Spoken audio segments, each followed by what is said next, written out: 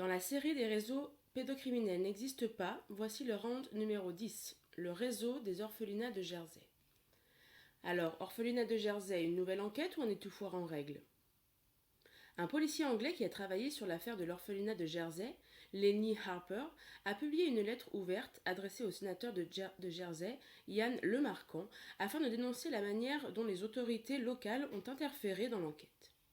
En parallèle, une nouvelle enquête indépendante vient de démarrer, lancée par le Parlement de Jersey. Étrange, alors que la justice est censée avoir été rendue. Lenny Harper, qui a mené le début des investigations concernant les abus commis à l'orphelinat Haut de la Garenne, n'a pas apprécié de se faire traiter d'incompétent et de subir une enquête disciplinaire comme son supérieur, Graham Powell, qui a été suspendu par Lemarquand et éloigné de l'enquête. Ian Lemarquand fait partie de cette caste de notables politiciens toute puissante à Jersey. Aucun magistrat, sénateur depuis 2008 et aujourd'hui ministre des Affaires intérieures de Jersey. Aujourd'hui, un nouvel appel à témoins est lancé, après de tous ceux qui ont été résidents dans les orphelinats de Jersey. Lenny Harper a été viré en août 2008 de cette enquête. Il faut dire qu'Harper avait parlé des ossements d'enfants, de torture, de complicité politique et judiciaire. Il avait dit qu'il serait transparent avec les médias, ce qui lui a valu l'inimité de l'establishment local. Son remplaçant, un flic expérimenté dénommé Mike Grodwell, s'est empressé de dire que tout cela n'était que du fantasme, au cours d'une conférence de presse tenue en grande pompe. Je cite : « Il n'y a pas d'accusation crédible de meurtre, il n'y a pas de suspect de meurtre, a-t-il dit. » Il a démonté tous les détails qu'il a pu démonter dans l'enquête d'Harper. Ainsi, les cellules situées dans les caves étaient devenues des vides sous plancher si bas qu'un adulte ne pouvait s'y tenir. Les victimes ont dénoncé les mensonges de Gardwell, qui n'a eu comme réponse que d'exhiber ses récompenses professionnelles devant les médias du pays. Explorons cet enterrement en règle. L'affaire des ossements n'est toujours pas éclaircie. On a fait plein de fouilles et d'expertises pour finalement conclure que les fragments étaient trop petits pour être expertisés. Et même avec le carbone 14, impossible de dater les ossements plus précisément qu'entre 1650 et 1950. Mais pile avant la période couverte par l'enquête, évidemment. À un moment, les médias ont titré sur les restes de 5 corps d'enfants qui venaient d'être retrouvés. Mais après des mois de décrédibilisation des faits, les successeurs d'Harper ont quand même dû reconnaître qu'on avait bien retrouvé les fragments d'au moins 3 corps humains, dont un tibia d'enfant, et des dents de lait d'enfants, évidemment, provenant d'entre 10 et 65 enfants de tous âges. On n'a par contre jamais su expliquer comment ces restes s'étaient retrouvés là. Mystère et boule de gomme. Ni pourquoi il y avait d'importantes traces dans une baignoire située dans cette cave. Haut de la Garenne a été fermé en 1986 en tant qu'orphelinat. Plus de 200 anciens résidents de cet orphelinat ont dénoncé des abus, viols et tortures qui ont été commis durant toute son existence par des membres de l'équipe et par des visiteurs. À plusieurs reprises depuis les années 60 au moins, des membres du personnel ou d'anciens résidents de Haut de la Garenne ont tenté de dénoncer ce qu'il s'y passait, mais rien ne s'est passé. Dans 2 autres orphelinats de l'île, des membres du personnel ont aussi maltraité et violé des enfants. Quant aux victimes, quand elles finissaient par avoir le courage de porter plainte, chacune de leur côté, elles se trouvaient face à des murs, et les affaires étaient systématiquement étouffées. En 2007, une enquête est lancée sur des abus commis dans plusieurs orphelinats de Jersey, dont Haut de la Garenne. En décembre 2010, l'enquête est close, et seulement 8 personnes sont poursuivies et 4 condamnées. Lenny Harper et Graham Powell, les 2 flics initialement chargés de l'enquête, ont lancé un appel aux victimes afin de recouper un maximum de témoignages. Ils voulaient coincer ces VIP qui venaient à Jersey se taper des orphelins, et cela régulièrement. L'enquête a été difficile dès le départ, semble-t-il. Lenny Harper a expliqué que les jeunes flics qui voulaient aider les victimes étaient vite bloqués par des supérieurs corrompus. Quand l'enquête a vraiment dérangé l'establishment local, une campagne de décrédibilisation a été lancée. Comme pour les affaires Dutroux ou Outreau en France, on a dénoncé les coûts de l'enquête, les excavations qui prenaient du temps et ne donnaient soi-disant rien. On a dit que tout cela donnait une mauvaise image de Jersey. Il y a aussi un sénateur de Jersey, Stuart Sivret, qui a tenté de secouer le bananier. S'est retrouvé mis au banc de la vie politique tout simplement.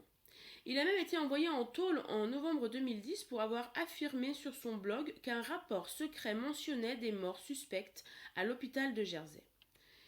Il continue à dénoncer l'étouffement de ce scandale. Dans ce rapport de la police, il est dit que des enfants ont été tués puis brûlés dans un fourneau afin de faire disparaître leur corps. Selon les flics, celui qui a fait enlever le dit fourneau, le directeur du foyer dans les années 60, Colin Tilbrook, savait à quoi il avait servi. De plus, sa fille adoptive a décrit des années d'abus sexuels auxquels elle a été soumise par Tilbrook. Finalement, pour l'opinion publique en général, l'affaire s'est bien dégonflée. Pourtant, il n'en est rien. Déjà lors de la procédure de 2010, une centaine de victimes ont obtenu des indemnités de plus de 60 000 livres. 7 personnes sont poursuivies et 3 ont été condamnées pour des viols. La police disposait de dénonciations de plus de 190 victimes concernant 150 abuseurs, dont Jamie Savile, mais beaucoup n'ont pas subi d'investigation plus poussée. Pourtant, comme l'a dit une victime, résidant de Haut-de-la-Garenne pendant 12 ans, les viols et tortures, je cite, survenaient chaque nuit et arrivaient à tout le monde. Certains enfants ont même carrément disparu, selon les victimes. Mais comme tous les registres des entrées et sorties de l'orphelinat ont disparu, impossible de vérifier de qui il s'agissait. Mais il faut dire que Jersey est une île dans laquelle on a autorisé un certain Roger Holland de se faire élire comme flic en chef en 1992, alors qu'il avait reconnu avoir agressé sexuellement 2 gamines, dont une handicapée mentale, à la fin des années 80.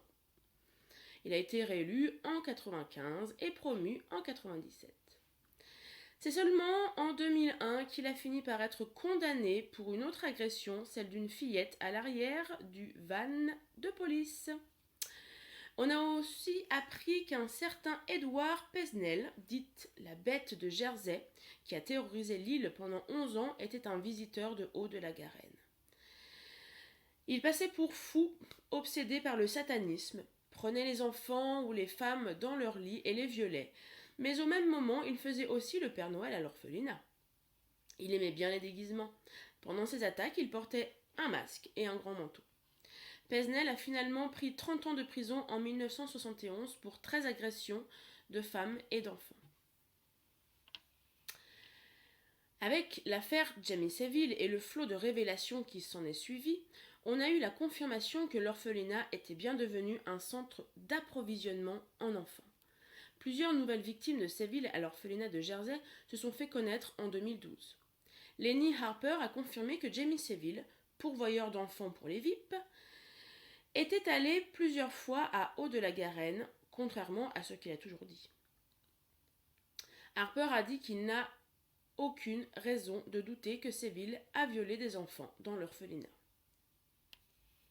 En 2012, Kerry Modral, présidente du Jersey Care Leavers Association, association des orphelinats de Jersey, a dit, je cite, « C'est très bien que le scandale Savile amène les gens à repenser à ce qu'il s'est passé ici.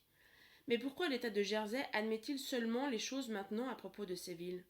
Parce qu'il est mort et qu'il ne peut pas parler ou balancer les noms des autres pointures?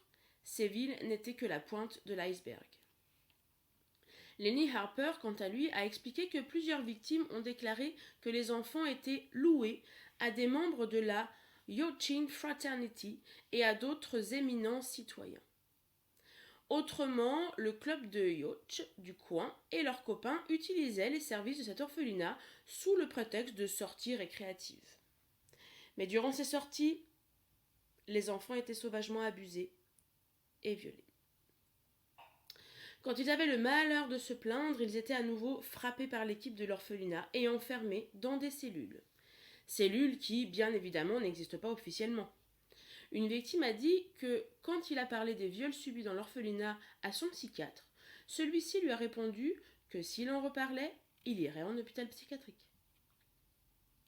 Ce sont les personnalités locales qui facilitaient les contacts pour Saville et les autres VIP amateurs d'enfants. Selon une victime, le lien entre la pédophilie à Jersey et les célébrités était l'Opera House de Jersey. Justement là où un acteur de série télé a violé 2 enfants dont l'un venait de Haut-de-la-Garenne. Un flic a dit à la presse que ses supérieurs couvraient tout car beaucoup de membres du réseau pédophile basé à Jersey et à Ilsington sont des gens puissants. Parmi eux, des aristos, des curés, des responsables des services sociaux et bien sûr, ils ont des amis flics, tant qu'à faire. Les enquêtes des jeunes flics étaient toujours classées. Le nom de Saville est apparu dans l'enquête dès 2004. D'anciens pensionnaires des années 70, filles ou garçons, ont dit avoir été violés par le présentateur de Top of the Pops. En 2008, Saville était encore vivant et les enquêteurs de l'affaire de Jersey se sont penchés sur les actes qu'il avait commis à Jersey. Bien qu'il ait toujours nié y avoir mis les pieds, on disposait de preuves depuis longtemps. D'après une de ses victimes, Saville visitait aussi d'autres orphelinats de l'île régulièrement. À chaque fois, il venait sous le prétexte d'actions de charité. 2 des abuseurs de cette femme ont été condamnés et faisaient partie du personnel du foyer. Jimmy Saville est mort. Une autre star court toujours, de même qu'un autre occupant un poste à responsabilité à Jersey. Toutefois, Saville n'était pas le plus sadique de tous les visiteurs du home. Une autre star a été citée par plusieurs victimes, l'acteur Wilfrid Brambell de la série Step 2 and Son. L'un des enfants qu'il a violé dans un opéra de Jersey venait de Haut-de-la-Garenne. Wilfred Kryczewski, un politicien de Jersey, a été identifié par des victimes de Haut-de-la-Garenne. Il y venait souvent pour violer des enfants depuis au moins le début des années 60 jusqu'à sa mort en 1974. Il a été le premier directeur de la télé publique de Jersey. Mais surtout, le nom de Ted Heath, ancien Premier ministre de 1970 à 1974, et de son yacht, le Morning Cloud, ont été cités par des victimes. Ted Heath, nous en avions parlé à moult reprises puisqu'on le retrouve à Elm Guest House, au King Cora Boys Home à Belfast et dans les orphelinats du pays de Galles. Dès le début de sa carrière, Heath s'était fait prendre avec des mineurs dans les toilettes publiques. Et les flics de Londres lui avaient dit de se faire plus discret, quand même, car il serait ensuite trop facile de le faire chanter, bah oui.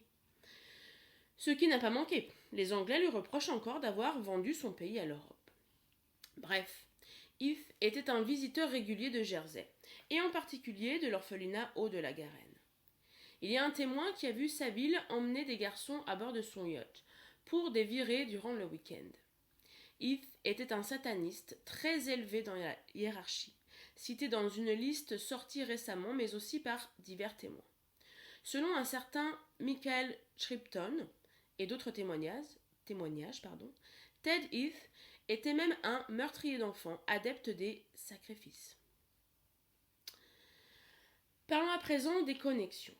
Nicolas Rabet était éducateur à Haut-de-la-Garonne, puis il a exercé son art à Ilsington, un arrondissement de Londres où les 12 orphelinats ont connu des scandales d'abus sexuels dans les années 70 et 80.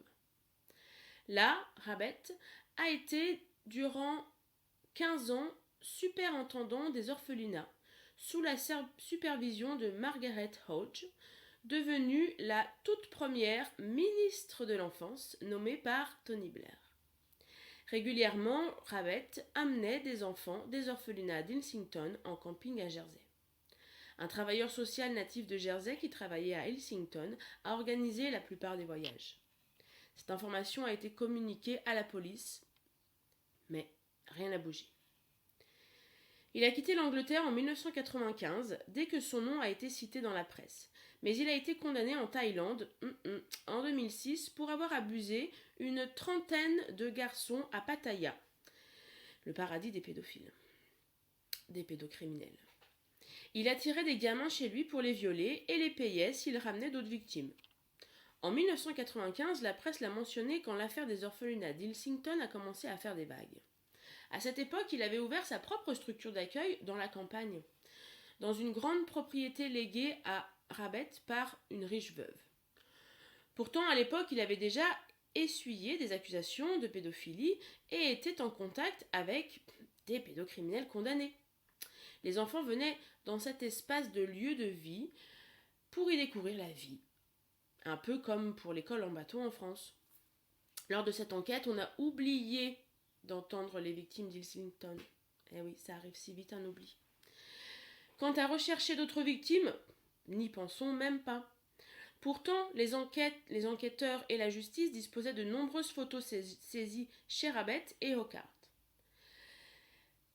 Rabbet s'est suicidé peu avant son procès en Thaïlande, tout comme son collègue Neil Hockart qui s'est suicidé, lui, en 91. Hockart a été coincé pour avoir violé des enfants, dont un garçon rencontré dans le foyer de Rabbet, où il venait souvent. Il en avait même les clés et y avait investi 13 000 livres. Et pour possession de pédopornographie. Un des collègues de Hockart a aussi disparu durant les investigations. Et certains pensent que Rabbet et lui faisaient partie du même réseau pédophile que Sidney Cook, l'ex-premier ministre amateur des orphelinats de Jersey, Edward Hutt, l'agent double Anthony Blunt ou encore Jamie Saville et Cyril Smith. Des voyages étaient organisés jusqu'aux Pays-Bas où on pouvait violer des mineurs à peu près tranquillement. 4 anciens membres du personnel des orphelinats d'Hilsington ont été condamnés pour avoir commis des abus dans ces orphelinats et d'autres ont été condamnés par la suite, généralement pour d'autres affaires. Mais on sait qu'il y avait des membres du personnel pédocriminel dans chacun des 12 orphelinats publics d'Hilsington à cette époque, et que cela n'étonnait personne de voir des adultes défiler la nuit dans les dortoirs. Les enquêteurs comme Lenny Harper ou la journaliste Aileen Fairweather, par exemple, estiment que le réseau d'Hilsington était relié à celui de Jersey. Bien sûr, il a été hors de question pour les autorités qu'on pousse les recherches vers ce réseau, qui comprenait aussi des VIP protégés par les flics. Le réseau d'Hilsington était aussi relié à celui de Sidney Cook, responsable de plusieurs meurtres d'enfants, mais condamné pour l'un d'eux seulement, celui de Jason Swift en 1985. Un certain nombre d'enfants ont en effet disparu dans le secteur de Cook ou à Londres sans qu'on ne sache ce qui leur est arrivé. En outre, une association qui vient en aide aux survivants d'abus rituels a diffusé récemment une liste de membres d'un réseau pédosatanique d'élite.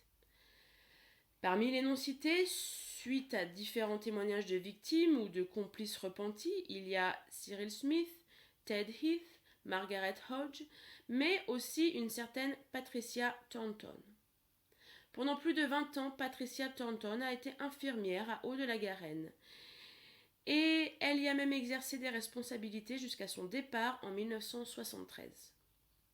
Mais elle a déclaré que selon elle, il ne s'y était jamais rien passé de grave, du moins quand elle y était, du début des années 50 à 1973.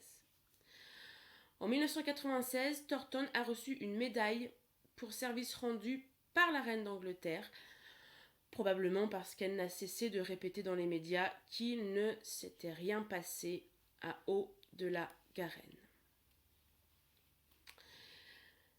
Alors les abus sexuels étaient la norme, a priori à l'orphelinat de Haut-de-la-Garenne, a expliqué une victime à la commission d'enquête sur ces abus qui ont été systématiquement étouffés. Plusieurs membres de l'équipe, jamais condamnés, mais aussi d'autres pensionnaires, violaient les petits-enfants. On se souvient donc que des ossements d'enfants ont été retrouvés dans les caves de cet orphelinat où Jamie Saville, l'ex-premier ministre, Ted Heath et bien d'autres pédocriminels se rendaient régulièrement. Des enfants des orphelinats de Jersey étaient aussi amenés jusqu'à Amsterdam par bateau.